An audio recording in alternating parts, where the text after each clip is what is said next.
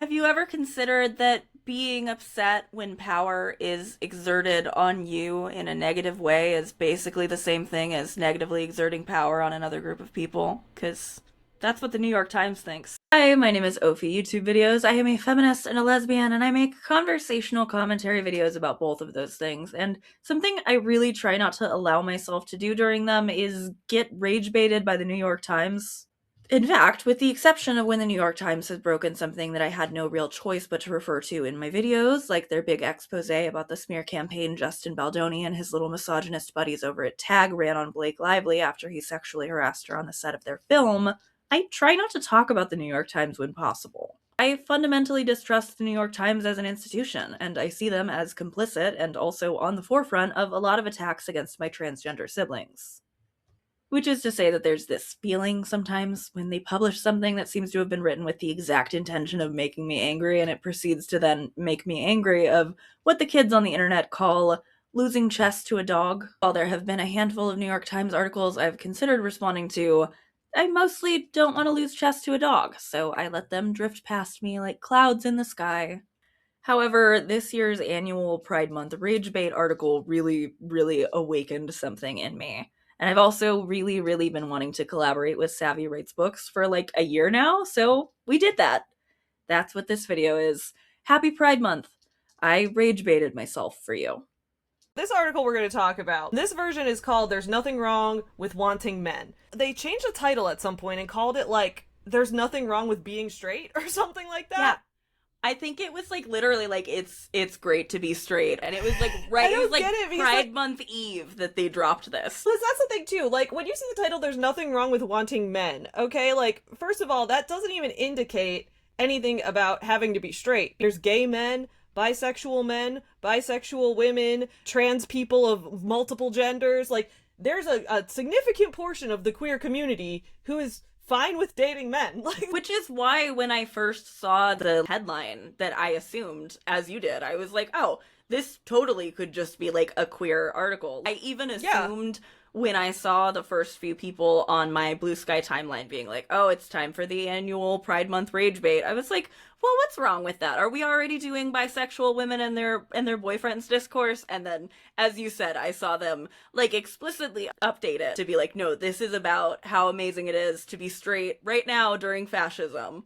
And we're throwing a big party about how awesome that is. And it's wild. It's wild. From the headline, like, in my experience, so, I don't know, maybe it's because, like, queer people just gravitate toward each other. I'm bisexual and so are a lot of my friends. And, like, most bisexual women who are in relationships with men that I know, the man is also bisexual. They gravitate toward each other, like, even subconsciously, so I get it. Reading that is like, okay, this could be, you know, if you're a bisexual woman, it's okay for you to be attracted to men. It's also okay for your husband to be attracted to men. In my split second where I had unprecedented hope in the New York Times, I thought that this was going to be something along those lines of like, you can be attracted to men and still have a little like queer theory spice in your relationship. Yeah. Like you can bring in elements of queer relationships and freedom and stuff, but it's very much like, it's not like, oh, we can be free, we can like experience the sexual revolution that, you know, we see queer people talking about. It's like, ours is better, actually. And it's better not just because we're the ones being rewarded by the fascists in power, but also because what if it's actually successful to have a husband?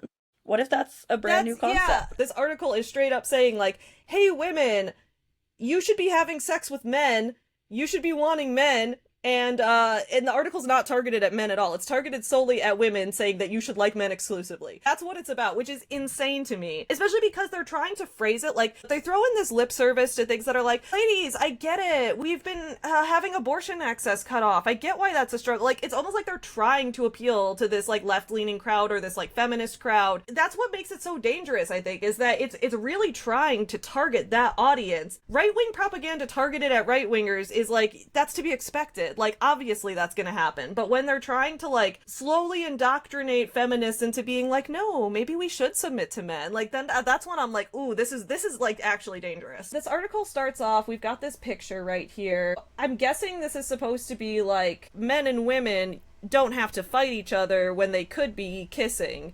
Which is, I think, a much better meme for, like, bisexual women and lesbians don't have to fight when you could be kissing. I guess they're fighting over money, raising children, getting married, eating a Chicken. wing. Chicken. Most common fight that I have with men is about how much chicken we're eating. Who's driving the car, who's putting on rubber gloves to clean the house. So, I mean, I get what it's going for, is like, you could be fighting about all of these areas of your life, but instead you could just be kissing. I'm not sure I love the visual, putting it in like a boxing ring where you're physically punching each other, because like that has a little domestic violence implication to it that I'm not really liking. Yeah, and their faces are all bruisey too. Yeah, that's kind of right off the bat a little bit disgusting. Especially when it's supposed to be like, there's nothing wrong with being straight. Even domestic violence isn't that bad. Like, I know that's not what it's literally trying to say, but that's what the image is giving us, and I really don't like that. Yeah. And that's like, that's the first impression, other than this like fluctuating terrible headline. Awful. Savvy and I did go through the entire article line by line. You can find an extended version of that conversation over on my Patreon, where I host longer versions of all the interview calls I get to do when I make collab videos like this, which I do just have to say, collabs like this are one of my favorite things about this job. It's so fun and such a relief to get to talk to other people who spend their time thinking and worrying about the same things that I think and worry about, and who have the same weird and sometimes very solitary job. And I talked about this when I talked about having my emotional support Cat 10 barge feet in my last video, when I had to deal with the way that the misogyny slop about Chapel Roan drains me on a personal level.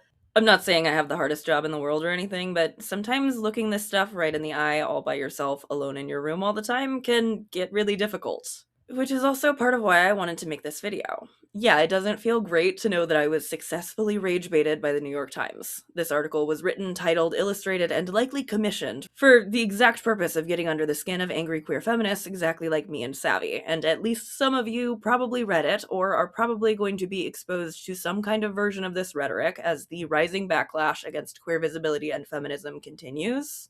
And I'm fully aware I can't do much by making fun of it on my YouTube channel. It doesn't make this article writer get less paid for this terrible misogynistic piece.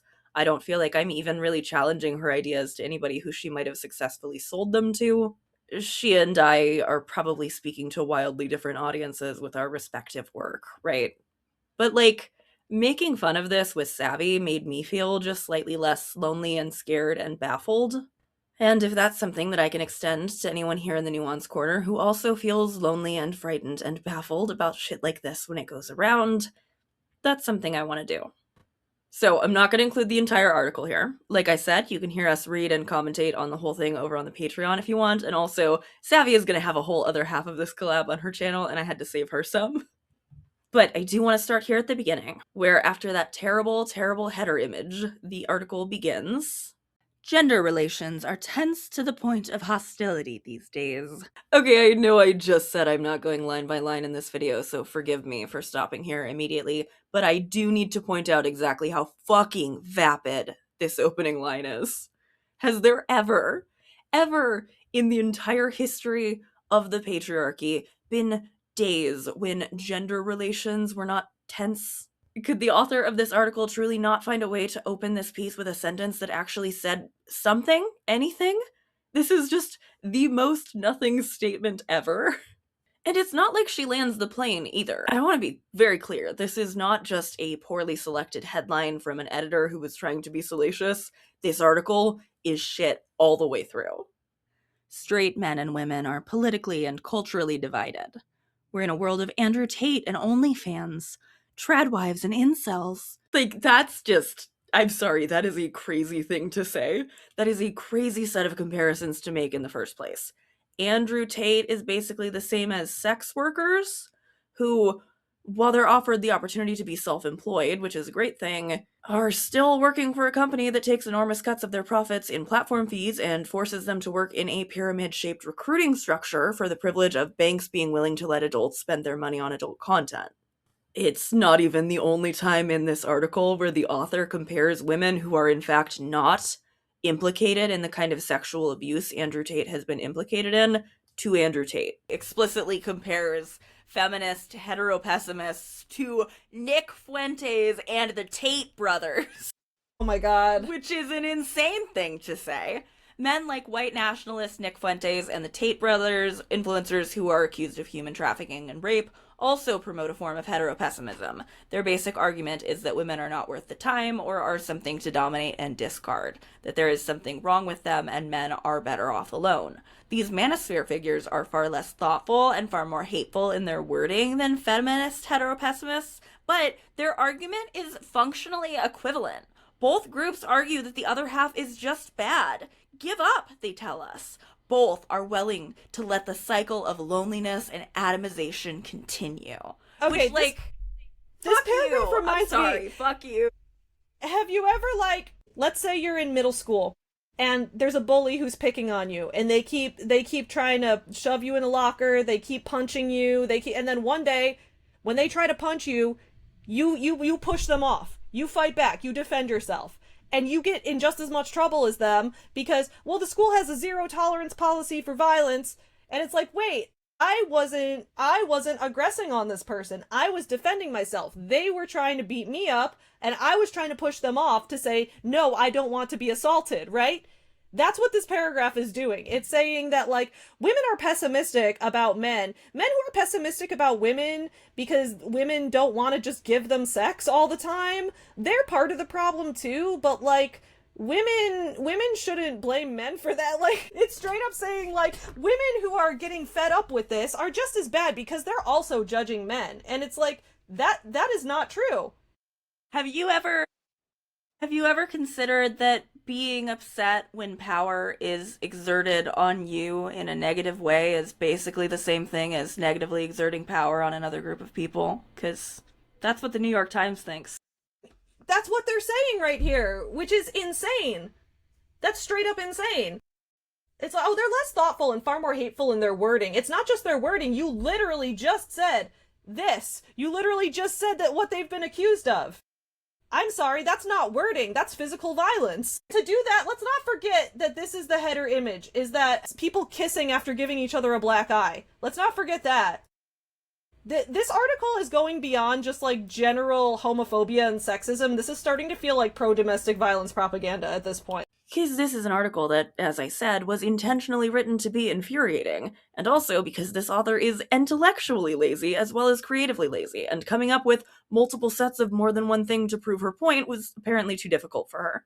And not only is this just a bad and nonsensical comparison, but, like, it's an especially weird and bad and nonsensical comparison to try to make when you, as the author of this article, are senior editor at Playboy. I'll admit, I didn't do a full deep dive into Magdalene J. Taylor, but, like, that's a crazy job to have while you are saying that OnlyFans models and Andrew Tate are two sides of the same coin, because where do you fit on that coin, Magdalene? Are you, like, right on the little ridge? Anyway, Magdalene goes on to say, just over half of single men and women alike report feeling pessimistic about finding a partner they'll be happy with. Our prospective other halves, women say of men, are at best clueless and emotionally immature, and at worst actively toxic. Among men, women are viewed as romantically spoiled, drowning in options we're too self-absorbed to select from if we're even worth their time at all. It's no wonder we aren't having much sex. Which is apparently something she's been concerned enough to write an article about in the past, which I know, again, not from deep diving into her, but because she references it later and hyperlinks back to it, this is a very big deal for her. And I assume that article is every bit as shit as this article was, though I'll be so honest, I did not read it. I can't do another piece of this woman's work. I needed Savvy's help to get through this piece in the first place. What makes it, like, interesting is it starts off with some truth, and that's how, like, all things that are trying to indoctrinate you do, to try to get you, like, trusting them. Maybe, like, implicitly you'll start to trust that the next thing they say will be true too. It is true that, like, even as far as I know, I've never been a straight person, but even among straight people, that, like, yes, there is a gender divide growing. The more men follow these influencers like Andrew Tate, the more they get into these, like, online red pill and manosphere type communities, the more misogynistic they become, and the more women become disgusted by them and don't want to have sex with them, and people start to diverge. So there is some truth to that. I don't think it's entirely fair to say that the only thing dividing people is that men are viewing women as having too many sex options and women are viewing men as being too toxic or whatever. There's also a lot of other elements to that. I think the one thing that everyone wants to avoid talking about is the economy. The fact that like nobody has any fucking money. How are we supposed to go on dates? And how are people supposed to like try to build a life together? How is any like nobody's having children. I'm not having children for many reasons, some of which are just like my physical health issues, but beyond that, like even among people who want to have children, they're not doing it because like you can't afford to pay your hospital bill for giving birth. That's one thing. There's so many elements to that, and it's like I think a lot of these articles want to focus on culturally divisive issues to say like what if we divide men and women? What if we divide straight people and gay people? What if we divide different subsets of queer people? Instead of actually billionaires are just fucking us all over. None of us have money. That's how I see it. Well, and I'm jumping way ahead here, but there's a point several paragraphs down where she's saying like, well, men and women are making roughly around the same amount of money these days. And it's like, yeah, that's because the economy fucking sucks, though. That's because everybody has to work in a relationship if they want to pay their bills. Like, this isn't happening because people are having a conversation where they're saying, I, as the woman in this household, would love to still do more chores at home and also work full time and also have the default of the parenting. And I'm doing that because I'm really passionate about it. They're doing it because they have to fucking pay for daycare. Like, they're doing it because there are bills. And if we even want to talk about men and women making closer levels of income on average, I think that's completely ignoring the fact that women tend to make on average like a more like median amount of money, whereas like men are overrepresented in billionaires and then are also overrepresented in terms of layoffs and unemployment. So like it's not because women are just making more money now and everybody's doing better. It's because a lot of men were working in the tech industry and just got mass laid off for AI. It's because right. We haven't reached gender parity. It's just that both men and women are door dashing. Like, exactly. That's what it is. It's like, yeah, men and women are making an equal amount of money. They're making equally no money, and everybody's fucking poor. Speaking of everyone being fucking poor, wow, it's fun to start something like a sponsor segment that way. I actually don't have a sponsor for this video, and I don't currently have any sponsors lined up for the future either. That might change. I hope it does change, depending on the sponsor. It probably isn't likely to, though, if my views stay around where they have been lately, and that's, stressful. I know I talk in every single video about what a huge help the Patreon is, and that's because it's extremely true. I'm really, really close on the Patreon to earning my portion of rent after all of my other roommates pay their share. This is something that fluctuates, but like I'm close, and I've been close for a while, and it is hard to express how grateful I am for that, for everyone who finds their way over there, even if it's just for a one-off sign up and cancel because you want to watch a specific video, or if you were there and you left, or even if you've just kind of thought about joining. I'm grateful to you. I'm grateful to everybody who helped me the last time that I had to make a big ask.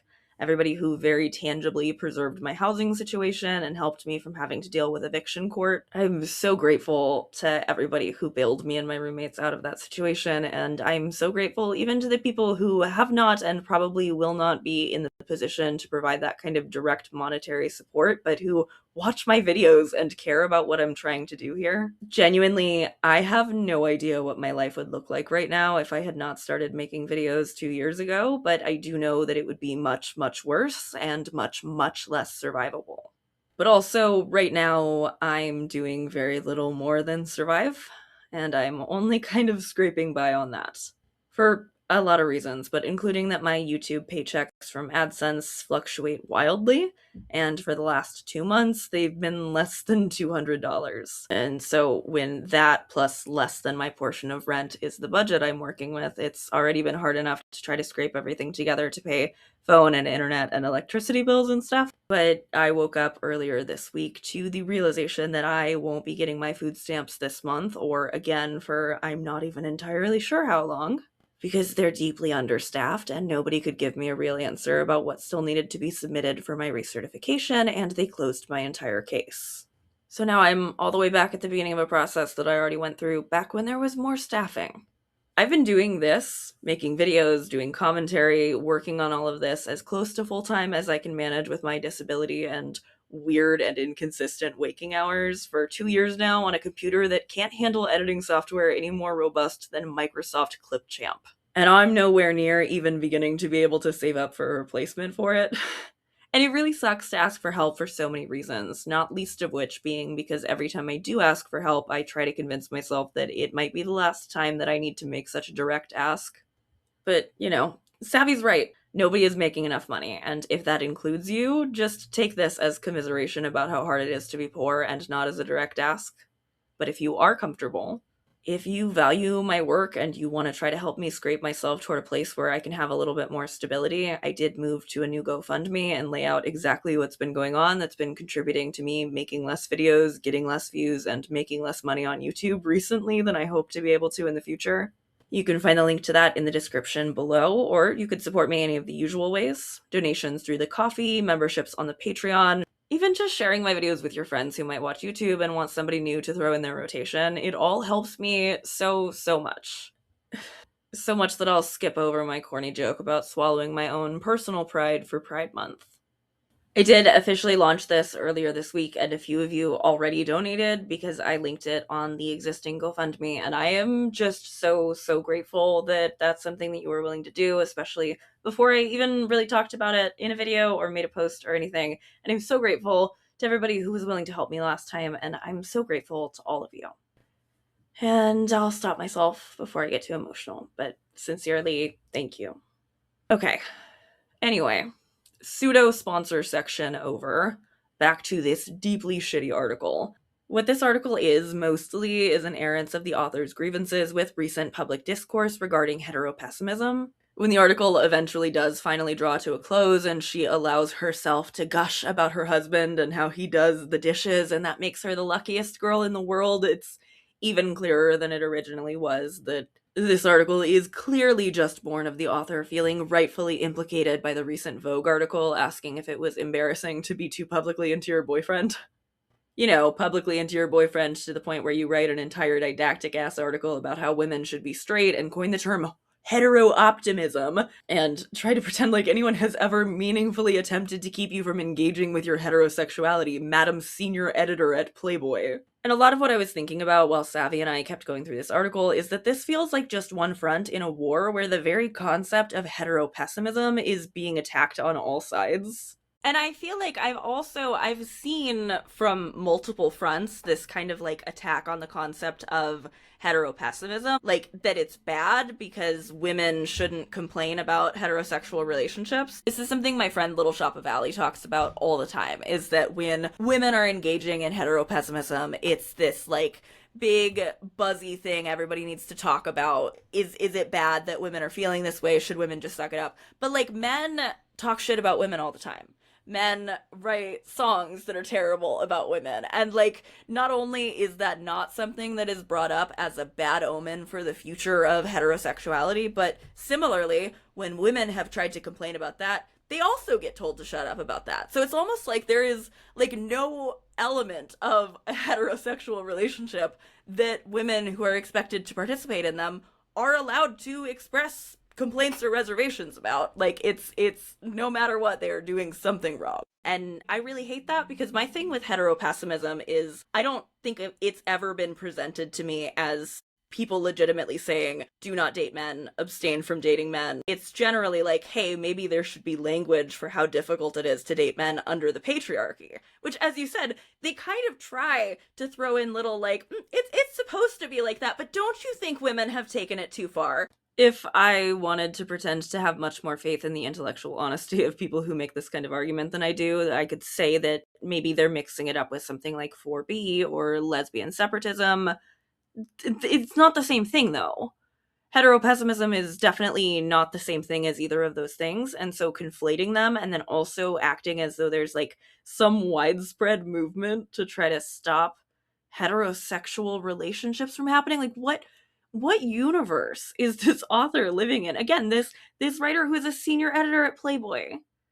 Playboy, I think we can agree, is like a deeply heterosexual institution, right? So I don't know why she feels so endangered, but she clearly fucking does. And if this narrative of despair hasn't been sold to you already, there is a constant deluge of essays, Instagram reels, and podcasts telling us that men and women are irrevocably split. It isn't the long-running narrative that women are from Venus and men are from Mars, or the can't live with them, can't live without them mentality. It is that our desires for our lives are no longer compatible. such as the gospel of heteropessimism, a neologism coined by the academic Asa Sarezin in 2019. But don't believe it. I'm going to go out on a Don't limb believe and it. say it.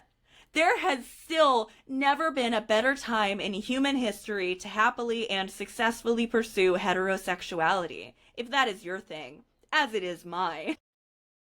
Like, go, cool, I'm glad you're straight. Like, and there's never been a better time to be straight. I mean, there's never been a worse time to be straight or to be queer. Like, okay, that's an exaggeration. That's not true, right? There's been like slightly better times sometimes, but like, yeah, it's not a great time to be a woman, whether you are straight or not. I will say, okay, yes, if you want to go back in time 500 years and you want to be a woman or queer in any way, yeah, it was probably worse then. But, like, ideally things will improve as time goes on, and right now things are not improving, they're getting worse. So, like, I know, like, hopefully on average things continue to improve long term, but, like, no, right now is not that good of a time for anybody. To happily and successfully pursue heterosexuality, what does that even mean? Like, to seek out a partner of the opposite gender? Like, you can do that. Another part toward the beginning here really, really worked me up. It says, we have greater freedom than ever before to become whom we want and to date whom we want. And That is line not true. really pisses me off so fucking badly in the context of like the incredible amounts of repression that our transgender population are under right now. We sure the fuck do not have greater freedom than ever to become whom we want. And there are straight trans people. There are trans people who should have the freedom to become and date whoever they want and who do not currently have access to hormone replacement therapy. And so like to say that and not even like it doesn't even get a circle back later. Like this is an article that is pretending to be speaking a lot more broadly about sexuality than it is because it is accepting cisgenderedness and heterosexuality as the default so hard that it forgets there are even any other options. Right, so even if you look at this as like, okay, this article was targeted at straight women as its target audience. Didn't make that clear from the headline, but okay, let's say it's targeted specifically at straight women. You could be a straight trans woman, and you could be reading this article and be like, okay, this is targeted at me as a straight woman. And then you get to that line, we have greater freedom to become what we want and date whom we want.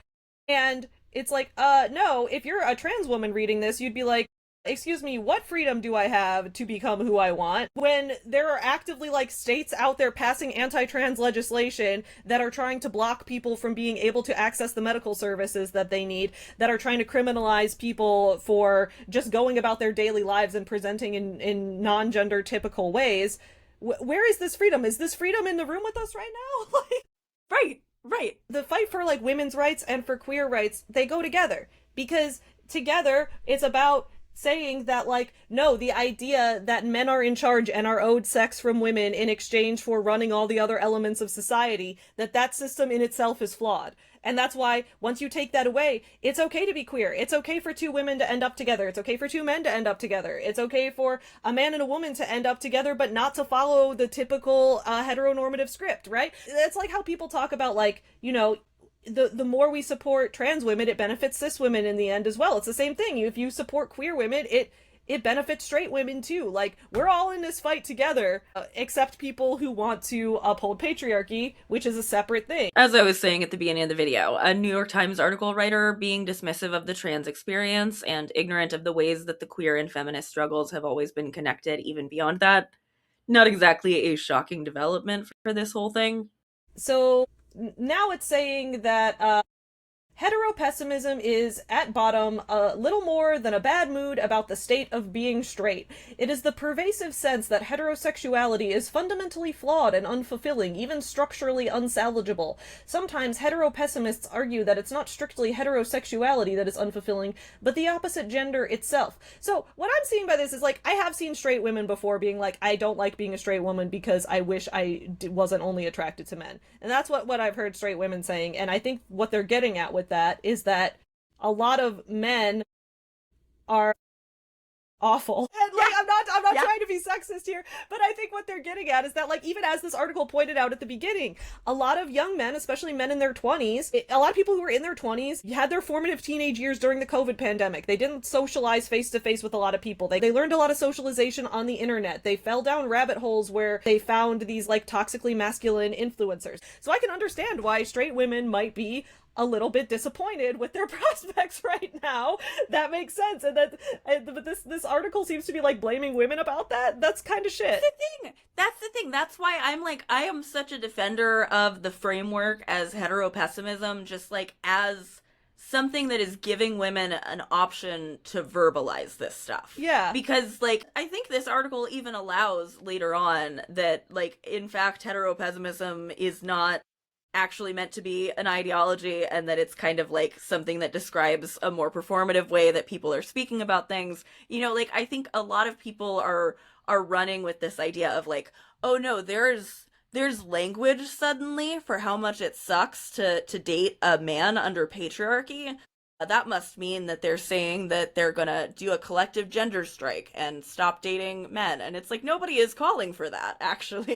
Well, like it says right here, like, as Mr. Saracen noted, heteropessimism tends to involve a heavy focus on men as the root of the problem. And I think that, like, it's a little disingenuous to say that it's men that are the root of the problem. It is a system of men having social power that is the root of the problem. Individual men themselves can make the choice every day of how they want to behave. The problem that a lot of women are having, it seems to be, is that a lot of the systems in place are incentivized to try to promote these ideas to young men, and young men in turn feel like they are incentivized to try to follow them. It is a systemic problem. It is not a problem with individual men. It goes into heteropessimism is the depressing feeling that the relationships humans have been having for thousands of years are now in a state of total disrepair. It's so natural and normal to be heterosexual, and homosexuality is a new invention, and that's a new thing that they're making up and pretending is better than being straight. That's how I read that. Like that whole, it's Adam and Eve, not Adam and Steve. Introducing heteropessimism, Mr. Saracen wrote that it was more often performative than factual, a kind of social media fueled blowing off of steam more than an actual decoupling from coupling. Ultimately, it is a rationalization, a way of talking up our romantic failures and fears as something embedded in the political structures. And of course, in many ways, they might be. Women are getting more and more liberal, men increasingly conservative. That mismatch is indeed something broader than an awkward first date, a gap widening among the younger generation. I think that to say that women are getting more liberal, men are getting more conservative, to me it seems like there is a concerted effort by an upper class of billionaires to try to get men to be more conservative, and women are pushing back against it because we don't want to be assaulted. That's my impression of what's actually happening, but maybe I'm crazy, I don't know. Something I think about all the time when I see like those exit studies from like voting and stuff, where you see young like Gen Z and millennial women are liberal or more to the left, and how many men in that same demographic are going to the right. And you think like, yeah, this article is kind of framing it as like, these are just like these little political differences, like it's kind of a gap, but it's like, that is the difference between going on a date with somebody who like cared enough about your reproductive autonomy to vote and not.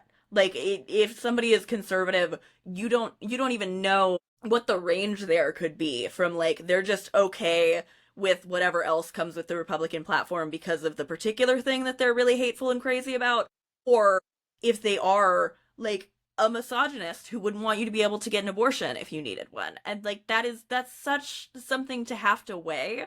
And this article just acts like it's kind of like this hand wave of like, but if you really just decided to be happy instead, maybe you could get married. Maybe you could have babies. Like, it's not that simple. Like, relationships only function if you have shared values, if you want the same things for your future. So, like, if you're a woman and you're like, okay, I don't know if financially I could bring a child into this world. I don't know if I'm comfortable getting pregnant, knowing that if something went wrong with my pregnancy, I might have hurdles to getting healthcare to terminate it, things like that, right? And then you date a man, and that man is saying that, like, no, I support Trump, I support all of this stuff. It would feel terrifying to go into that relationship knowing that your own personal health and safety could be at risk. You can't build a future together if you both want different things for that future, and you don't have a shared goal of what you want your life to be like. So I don't see how there's possibly a solution here. It almost seems like they're saying like, oh, they're just debating politics and debating news stories all day, but that in today's world, no, every single person is immediately affected by what's going on, unless you're like super wealthy and super removed from everything. I don't know, maybe that's who this article's targeted at, but I don't think so, because that's not the majority of people. It's almost acting as if oh, we can just put our differences aside and love each other. And it's like, well, not when those differences directly impact how you're going to live your day-to-day life. Not when they directly impact, like, the desire for a future you're going to build together. Why would anyone want to be in a relationship with someone who doesn't want the same type of future as them? That's just setting yourself up for misery. What would even be the point of that? Then we go into some articles that she has examples of. Essay after essay has chronicled the trouble with wanting men, as Jane Garnett wrote last summer, and men's retreat from intimacy, as Rachel Drucker wrote around the same time. Ms. Drucker wants men to come back. But how can we urge them to do so when women are so keen to frame a desire for men as trouble to begin with? Last October, Shantae Joseph wrote in Vogue about how having a boyfriend is socially embarrassing. It's fundamentally uncool to be a boyfriend girl, she wrote. Why would men want to be with women who don't want them? Why would women want to be with men who don't believe that they are people who deserve autonomy? Like, why is that the question we're asking and not that one? Like, what the fuck is she talking about? I'm sorry, I don't care about whether or not men have feelings about whether or not women who they don't see as people want to date them. Why would men want to be with women who don't want them? I mean, why is this on women to start wanting men? Why is it on us to start saying, oh no, we should want these people who are treating us like shit? What is the woman supposed to be getting out of this in this situation? He says, I propose something new, hetero-optimism, in which one does not shy away from the ills real and imagined of heterosexuality, but considers our own potential for navigating them, still believing that some hope for a romantic future exists, which is like, you have done nothing this entire article except for shy away from the real ills of heterosexuality. Like, you have given me nothing. You've given me a little tiny bit of lip service to the idea that men are becoming more conservative. But at this point, she hasn't yet addressed the lack of reproductive autonomy in this country. She's not addressing shit. She's just like, we can be realistic about it, but being realistic about it is surrendering to the idea that ultimately you will have a heteronormative relationship and you'll be happy about it. I also don't even see how this is proposing something new. She's saying, I propose a thing where we acknowledge that there are problems with male and female relationships, but also stay optimistic that we can find one ourselves. Like, this is what straight people are already doing. You even acknowledge that yourself in this article, so you're not proposing something new. You're just coining a new term just to get paid for writing this article. But I guess she's gonna keep going. She's, much of the disappointment in heterosexuality stems from a place of mismatched expectations. According to the Survey Center of American Life, just over half of single women believe they and their peers are happier than married women. They're wrong. At least on average, married women are more likely to report being very happy. First of all, maybe this is true, maybe it's not, I don't know, but I don't know how much we can trust surveys that are just like, measure your happiness, because how do you even quantify that? Okay, so first of all, I did have that thought when I first read this. If somebody says that they think that they are more happy as a single person than they imagine their married peers are, I interpret that as saying that they themselves would not be more happy if they were married. Which, like, as you said, how are you going to quantify that? They're correct if that's what they say, because they know more than you do about what's going to make them happy. I just don't think there's a scientific way to even study that.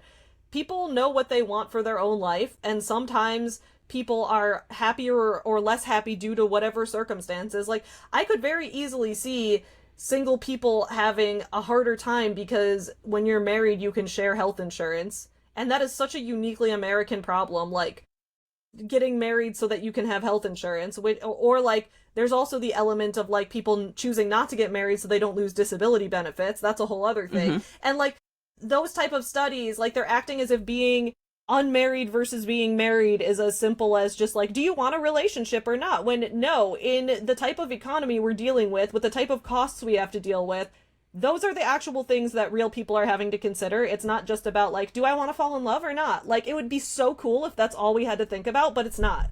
Many women blame male egos for relationship strife. Some men certainly still wish to be breadwinners and patriarchs even as society changes. But do most men really want that? More married couples than ever report about earning the same in income. That's what we were talking about earlier. Yeah, because we're all earning basically nothing. Yeah, if we all earn $0, then income is equal. Good job. Wow. Like, what the fuck? That's so dishonest too. I hate that. The Bureau of Labor Statistics data indicates that men are doing more household labor than ever before. Like, that's fine. I don't care. Also, if I'm questioning the legitimacy of somebody's reporting on their own level of happiness compared to married people, I'm gonna question how truthful men are being when they're saying they do an about equal amount of labor in the household. Right. Very easy for a dude to just be like, yeah, I do about the same amount my wife does. The article continues, of course, heterosexuality is not without genuine problems. So now we're at the lip service. We've seen attacks on reproductive liberty gain ground in recent years. While most American women now have access to more effective, accessible, and safe options to protect ourselves from sexually transmitted infections and unplanned pregnancy than any generation before, those freedoms are threatened. I think we have less options to protect ourselves from unplanned pregnancy than we did before Roe was overturned. Like, what the fuck are you talking about? What are you saying at any point in this entire article? Like, to say attacks gain ground and not we fully saw Roe overturned. Like, I'm sorry, talk about fucking dogs here. Then any generation before is just straight up Gen X erasure. They had the best protections. Gen X women did. Most Gen X women are going through menopause now and aren't worrying about pregnancy anymore. They got to experience the years of guaranteed safe abortion access across the US. So no, actually Gen X was the generation that had the best one. Millennials and Gen Z have it worse than Gen X. We don't have it worse than the boomers did, but we have it worse than Gen X did. So to say that any generation before is a lie. That's what we call lying. Me Too unearthed a darkness that pervaded our culture and never quite left. Also, women are the majority of victims of domestic violence and sexual assault, which is real interesting when over here you said that Andrew Tate and Nick Fuentes, that their arguments are just worded in a more crass way, but are actually fundamentally equivalent to women saying we don't want to be assaulted, please. You said that, and then you're like, well, women are actually more often the victims of assault. However, the fact that they judge men is about the same thing. Excuse me? But these issues are not in themselves reason to abstain from heterosexuality entirely. Good news for you, nobody's doing that. Straight people are still the majority. Nobody has ever asked you that. The argument for hetero-optimism is not to ignore problems, but to highlight that despite what hetero-pessimism might have you believe, these problems are lessening over time. Hetero-pessimism is about abandoning progress. An optimism would instead seek to solve problems and continue to grow. Okay, this article seems to be really fixated on the term hetero-pessimism and optimism. It's like they're really trying to make it about, are we going to have a positive or negative outlook? Are we going to have a growth mindset or a fixed mindset? This is just girl boss language, right? And these problems are lessening over time. I would have agreed with that statement 10 years ago. I don't agree with it now because in the past couple years, they have actively worsened. The fact that Roe versus Wade got overturned in 2022 is a huge thing. That is huge. The fact that that happened, and now there have been active cases of women not being able to access not only abortion access for wanting to terminate a pregnancy for whatever reason, but like straight up when they're in a health crisis and need to for medical reasons. There have been barriers in progress. There have been barriers to women getting medication and things like that. There's active anti-trans legislation getting passed. Like all of this stuff happening shows that no, they're not actually currently lessening. We can seek to try to make them continue to lessen over time, but we have to undo the negative things that are currently happening. Things are getting worse. You just mentioned up here Andrew Tate and Nick Fuentes and their entire audience and how more and more Gen Z men are going to the far right because they're being influenced by these people. So no, they're not currently lessening over time. We have to do the work to continue to lessen them. It's up to us, the humans, the people, to do that. And this article is like, I'm not saying give up, but I am saying that maybe don't worry about it so much. So she says, it's tempting to give up on the quest for love, but here again, we are mistaking our freedom of choice for a lack. 3 years ago, I argued that we all need to have more sex. That was, in part, literal, but mostly, It was about perspective. Our society is atomizing, becoming less connected. There's a sex recession on, after all. What we needed then, and need now, is a renewed cultural emphasis on human connection. Only the heterosexual kind, including sex and love. So first of all, I'm not sure what I feel about these are social goods. Recession also felt really objectifying to me. Sex recession feels like having sex with women is like a good, yeah. Right, so like when she says goods, there's a part of me that thinks like, okay, she could mean like this is a social good, as in like this is a good thing for society. Like she could be using good in that way. Or she could be using good as in like goods and services. It's not really clear which way it's being used here. But then also a sex recession. Okay, there's a sex recession. Okay, we're becoming less connected. Sure, I can agree with that. People are, on the internet more. People are getting into echo chambers and not spending as much time, interacting with other people in their local community. And that's not people's individual fault, right? But yes, I can agree that that's a problem. But then the idea that if people are having less sex is automatically a negative thing is not necessarily true. I agree that people having consensual, safe sex when they want to is a good thing. Do that. I'm a very sex positive person. I fully believe that. But what I see a lot of the time is I have a lot of people in my life who are asexual, who are comfortable not feeling pressured into it, and are comfortable saying, I want a relationship with no sex, or saying, I don't want a relationship at all and I'm happy being single forever. And I'm seeing women who are discovering that they're a lesbian, who might have felt pressured to have sex with a man in the past, saying, I don't feel pressured and I'm going to wait to find the right partner for me. I'm seeing people choose when they want to have sex. And if that means that they're not doing it out of some feeling of obligation, that's a good thing. Well, I think that's part of being sex positive, is that like it's not just about being positive about sex happening when people are having it, but like being positive about sex happening only on the terms in which people are enthusiastically consenting to it and enjoying it. Like I love to think about less people having sex that they don't want to have. I think that's great. I think that is a net positive for anybody to not have sex that they don't want to have. It's also great to have sex you want to have, but I think it's strange to treat the idea that people as a whole are having less sex, that could be positive or negative or neutral. Like, to treat it as if it's automatically universally negative is very strange. It's not necessarily like, there could be good reasons for that, or there could be bad reasons for that. We just need to explore a lot of different reasons for why that is. That seems like a very multifaceted issue to me. Also, the beauty of contemporary heterosexuality. What is up with that? Like, women have the option to engage with it or not.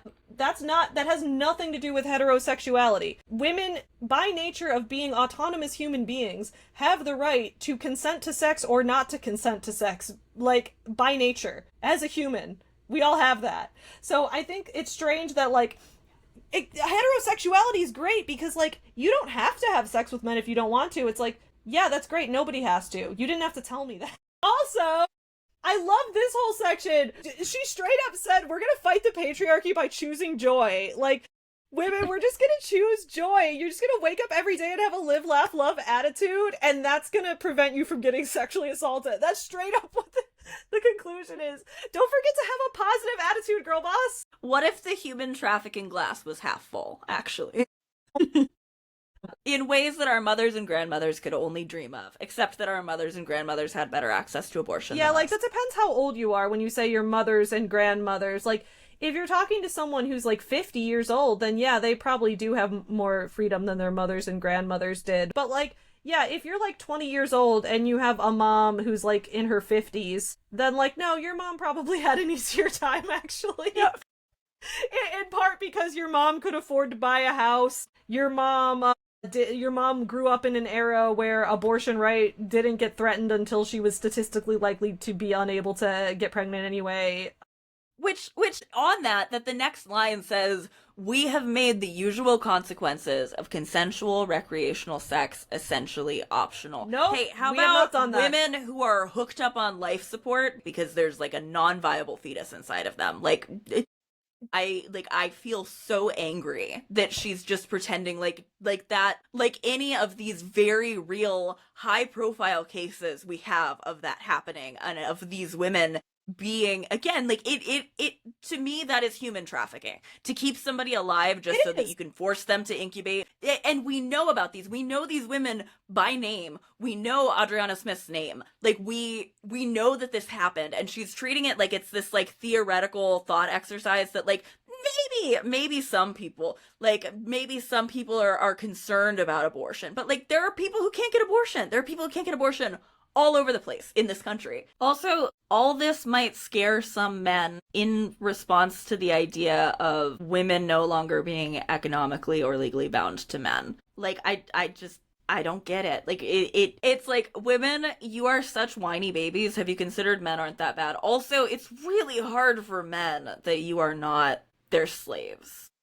This comes across as like human trafficking language again, because it's like men are kind of scared that women aren't financially bound to them anymore, that women have the freedom to leave if they don't like the way they're being treated. Yeah, like, are you saying that like a lot of men got used to the idea of having ownership over women, and that the fact that they don't like have legal and financial ways to own them anymore is scary to them? If that's what's like, I don't want to be with a man who is scared of the fact that he can't own me. If you feel like the only way I would want to stay with you is if I don't have the free will not to, then you don't want like a wife. What you want is property. You want someone that you own, and that's human trafficking. That's not love. That's literal human trafficking at that point. So no, that's insane. Like, men, if she's admitting that there are men who are afraid of that, then like, why would anyone want to date those men in the first place if previously the only thing you thought you had to offer a woman was the fact that she's not allowed to leave? And the end article is basically her just saying like, oh, I'm a hetero optimist because I'm in love, but then she goes into like, I know our relationship is the product of intention, of a confident commitment to each other as much as it is a matter of luck. She goes on and on and on about that, and I'm like, then why did you write an article saying you just have to have a better attitude instead of writing an article with like actual advice? There was no point to this article other than to say like, women, lower your standards because maybe you'll be happy like I am. I found a man who does the dishes, but like, maybe you will too. You just have to like have sex with lots of men to figure that out. Like,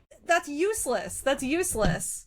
I hate this. This article sucks. What was the point of this? What was the point of this? Nobody, like, you made up this idea that everybody's pressuring women not to date men, which is not true. That is not true. Like, straight people are still the majority. There's also, like, the fact that this article was released under a version that was like, it's okay to be straight. It feels like because we're in a time right now where more people have been coming out as queer, and, like, the number of queer people has been increasing, in part due to, like, I mean, there's a lot of reasons for that.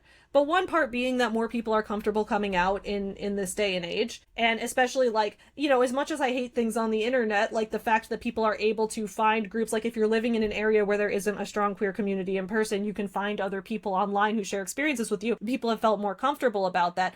Maybe that's making straight people feel threatened in that they're like, but I'm straight and I'm supposed to be the default. I'm supposed to be the like, they're supposed to be the weird one. Like, it's okay for them to be gay or whatever, but like, I'm supposed to still be like, I as the straight woman am supposed, oh, I'm knocking shit over because I'm getting so passionate. She's like, I am the straight woman and supposed to still be like the thing that people think of as the normal one. And it's like, no, there's just so many different ways to live your life, and none of them are right or wrong as long as you're not hurting other people. So, like, I just don't even get the point of this. What was the point of this? I hate this article. It's a bad article. It's a bad article. I think it's genuinely one of the worst articles that I've read, like, so far this year. And that's an impressive feat. It is. I don't think I've found something to be this simultaneously, like, misogynistic, homophobic, biphobic, all at once since The Straight Girl's Guide to Sleeping with Chicks, which I reviewed 5 years ago. And every once in a while, I'm like, is anything ever gonna match that? And like, this is getting pretty close. All right, well, don't forget, friends, it's okay to be straight, in case you, for some reason, thought it wasn't. What a terrible article. Heteropessimism is something I definitely feel like I'm already circling and going to end up talking about in hours-long future videos, both related to bisexual women and their boyfriends' discourse and otherwise. But it's something I really need to read more actual books about before I can fully tackle it. What I am willing to say already is that I am deeply skeptical of attempts to police and shame women out of voicing their positionality as somebody who is both subjugated by the patriarchy and at least ostensibly romantically attracted to men. The balancing act of that is a thing that I think absolutely deserves to have language, and it's such an unsurprising shame that once the language for those discussions begins to catch on, so do these really obvious pushes at compulsory heterosexuality. And though the article is obviously as inflammatory as possible, the headline is not technically incorrect when it says that there's nothing wrong with being attracted to men. What the author seems to have missed is that there is also nothing wrong with desiring for those men to view and treat you as a human being, and in using the language that becomes available for you to talk about what that process is like for you. There is also, of course, nothing wrong with not wanting men. Nothing wrong with wanting women or non binary people instead. Nothing wrong with not wanting anyone. Nothing wrong with wanting a relationship someday, but knowing you don't currently have the capacity to be dedicated to it in the way you would want to be. That's why I've been single for my whole 20s, basically. What there is something wrong with is writing such a wildly misogynistic article for the New York Times and pretending like you are selling anything remotely liberating or new to women when all you're doing is repackaging the same guilt, shame, and expectation that the patriarchy has used to try to keep women from complaining about the realities of it too much for probably as long as heterosexuality has existed.